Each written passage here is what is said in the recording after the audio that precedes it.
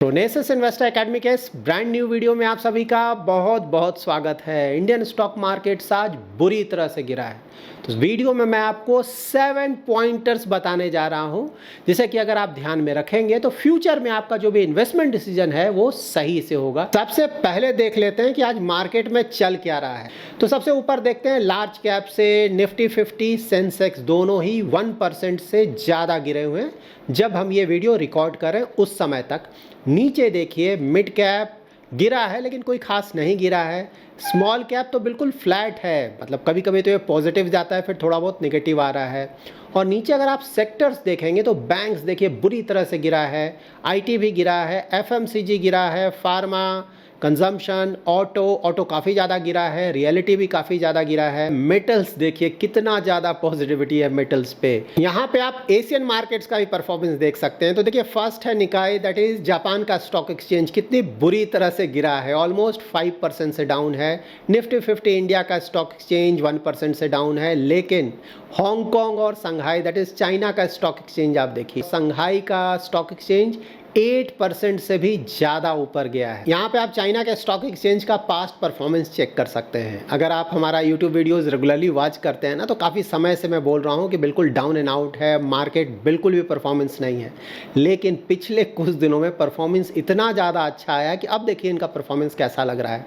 Last one week का अगर आप देखेंगे तो 19% से भी ज़्यादा का रिटर्न, 1 मंथ में अबाउट 16%, 3 मंथ में भी 9% प्लस का है। YTD मतलब इस साल का अगर देखें तो ऑलमोस्ट 12% का रिटर्न, 1 ईयर का 5% प्लस। देखिए जैसे जैसे आप लॉन्ग टर्म जाएंगे फिर रिटर्न कम होता जाएगा, क्योंकि पहले कोई रिटर्न ही नहीं आया।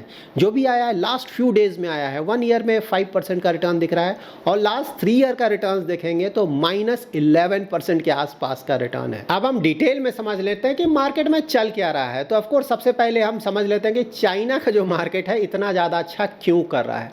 तो देखिए कुछ दिनों पहले मैंने आपको बताया था कि चाइना में इंटरेस्ट रेट कट हुआ है, तो वो एक बहुत बड़ा पॉजिटिव रहा। उसके अलावा ना वहाँ पे देखिए मेजर प्रॉब्लम कहाँ से आ रहा है चाइना में, वो हो रहा है रियल एस्टेट। वहाँ पे रियल एस्टेट बिल्कुल डाउन एंड आउट है। मतलब जो नए घर आ रहे हैं ना, जो नए घर बिकने वाले हैं, उनका प्राइसेस कम हो रहा है। पहले घर का प्राइसेस ज़्यादा था, अब वो कम होकर बिक रहा है। आप समझ सकते हैं कि बड़ा प्रॉब्लम है।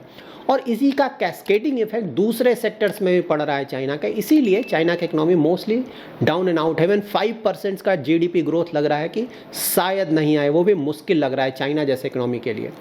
तो यहाँ पे देखिए गवर्नमेंट ने और जो चाइना का सेंट्रल बैंक है अब काफ़ी सारे इनिशिएटिव्स ले रहे हैं ताकि वहाँ का जो इकोनॉमी है उसे एक बूस्ट दिया जाए। तो देखिए सबसे पहले तो वहाँ जो 3 मेजर सिटीज़ हैं उन्होंने कुछ होम बाइंग रूल्स को थोड़ा ईज डाउन किया है। लाइक वहाँ पे होम बायर जो एलिजिबिलिटी क्राइटेरिया होता है ना, उसे उन्होंने थोड़ा लूजन किया है ताकि ज़्यादा से ज़्यादा लोग घर खरीद सकें।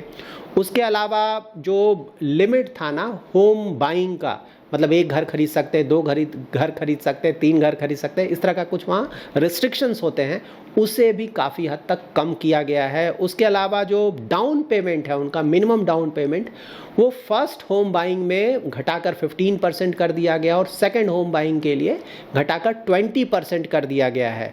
उसके अलावा जो सबसे बड़ा पैकेज वहाँ आया है वो है कि वहाँ जो 5.3 ट्रिलियन US डॉलर्स का मॉर्टगेज लोन है, mortgage loan means home loan, वहाँ पे उन्होंने जो बोरोइंग कॉस्ट है, दैट इज़ इंटरेस्ट रेट है, उसे भी कम किया है।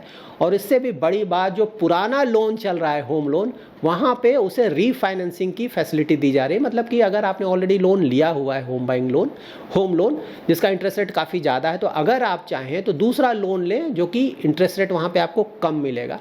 तो ओवरऑल ये सब बूस्टर दिया जा रहा है चाइनीज़ इकोनॉमी के लिए।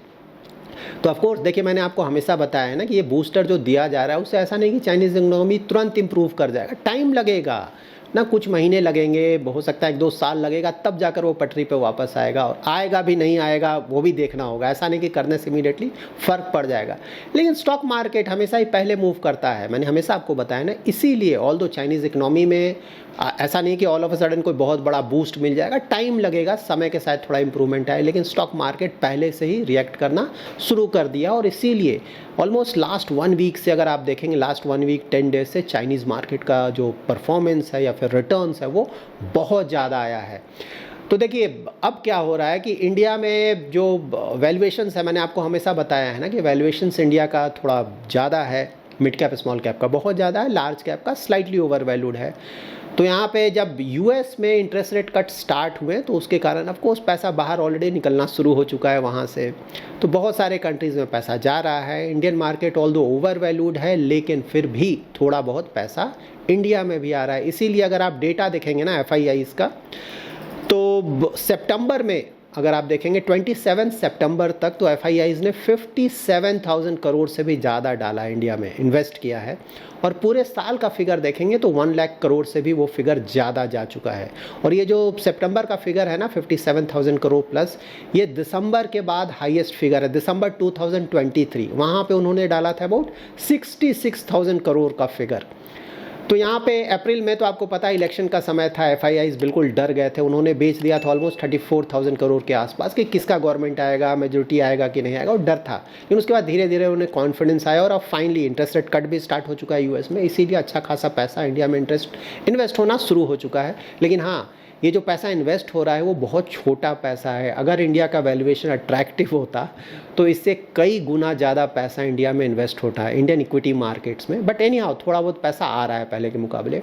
तो अब क्या हुआ है कि देखिए चाइनीज़ मार्केट का परफॉर्मेंस नहीं आ रहा था, तो कुछ समय पहले तो FIIs चाइना में इन्वेस्ट कर रहे थे कि वहाँ पे जो वैल्यूएशन है बहुत अट्रैक्टिव है, लेकिन फिर बीच में वो निकलना शुरू हो गया कि नहीं भाई यहाँ कुछ नहीं हो सकता है, कुछ परफॉर्मेंस नहीं आ रहा है। लेकिन अब फिर से वहाँ पे बूस्ट दिया गया इकोनॉमी को, तो ऑफकोर्स पैसा, परफॉर्मेंस भी आने लगा है, तो पैसा वहाँ भी जाएगा। तो इंडिया को एक बहुत बड़ा कंपटीशन, एक तो पहले ही यहाँ हमारा वैल्यूएशन ज़्यादा था तो जो पैसा था दूसरे कंट्रीज़ में जा रहा था। अब क्या हुआ है कि चाइना का भी परफॉर्मेंस वापस आ गया है, तो FIIs ऑफकोर्स एक हिस्सा जो है, पूरा नहीं, ऑफकोर्स जो उनका इन्वेस्टमेंट का किटी है उसका एक हिसाब चाइना में भी जाना स्टार्ट हो चुका है। अगर परफॉर्मेंस इसी तरह से आता रहा तो चाइना में कुछ और ज़्यादा पैसा आ जाएगा। तो ऑफकोर्स यहाँ पे इंडिया के लिए बहुत ज़्यादा कॉम्पिटिशन हो गया है। तो इसीलिए मोस्टली आज का फिगर आएगा तो आप देखेंगे कि FIIs ने सेल किया है। और इसीलिए अगर आप लार्ज कैप का परफॉर्मेंस देखेंगे निफ्टी 50 और सेंसेक्स 30, तो वहाँ पे बुरी तरह से मार्केट गिरा है। क्योंकि देखिए अभी तक क्या हो रहा था ना, FIIs तो बहुत ज़्यादा कोई बाइंग कर नहीं रहे थे पहले, ज़्यादातर रिटेल इन्वेस्टर्स का पैसा आ रहा था। जैसे म्यूचुअल फंड्स में भी तो रिटेल इन्वेस्टर्स का बहुत पैसा है ना, तो retail investors mid cap small cap में ज़्यादा इन्वेस्टमेंट कर रहे हैं, इसीलिए वहाँ पे बहुत ज़्यादा वैल्यूएशन ऊपर चला गया। लार्ज कैप का कोई खास डिमांड नहीं था, रिटेल इन्वेस्टर्स तो लार्ज कैप में ज़्यादा इन्वेस्टमेंट करते नहीं हैं, आजकल तो बिल्कुल नहीं कर रहे हैं। थोड़ा बहुत पहले से बढ़ा है लेकिन अभी भी रिलेटिवली कम है, तो इसीलिए लार्ज कैप्स का वैल्यूएशन अभी भी रिलेटिवली मतलब मिड कैप स्मॉल कैप से ठीक ठाक है।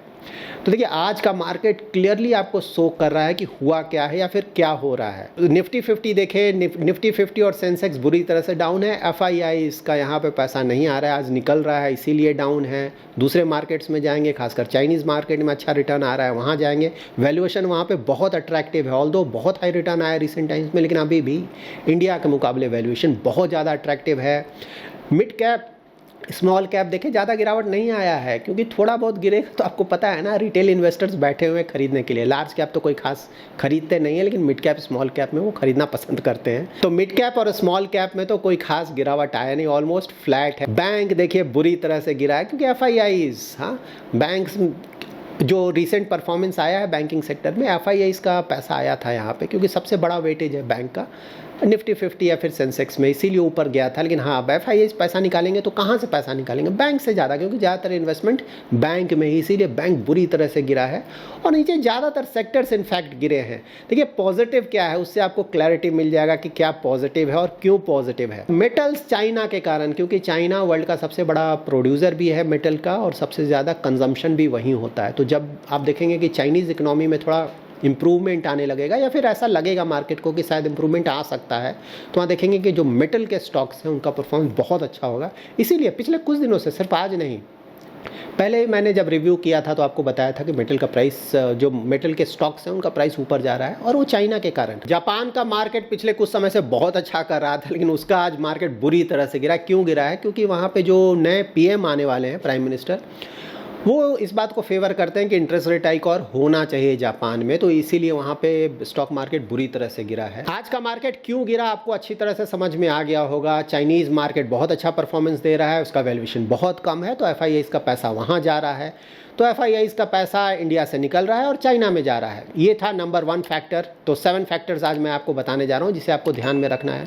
नंबर 2 भी ऑलरेडी मैंने कवर कर दिया, वैल्यूएशंस, इंडियन मार्केट का वैल्यूएशंस बहुत ज़्यादा है, इस कारण भी इंडिया से पैसा निकल रहा है एफआईआईज़ का। क्योंकि अगर कोई ऐसा मार्केट है जिसका वैल्यूएशन बहुत अट्रैक्टिव है और रिटर्न भी ज़्यादा जनरेट कर रहा है, तो बिल्कुल एफआईआईज़ वहाँ पे जाएंगे। इसके अलावा 3rd है, देखिए अर्निंग्स पे भी हमें ध्यान में रखना चाहिए, क्योंकि मीडियम टू लॉन्ग टर्म का जो रिटर्न्स आता है ना स्टॉक मार्केट का, वो अर्निंग से आता है।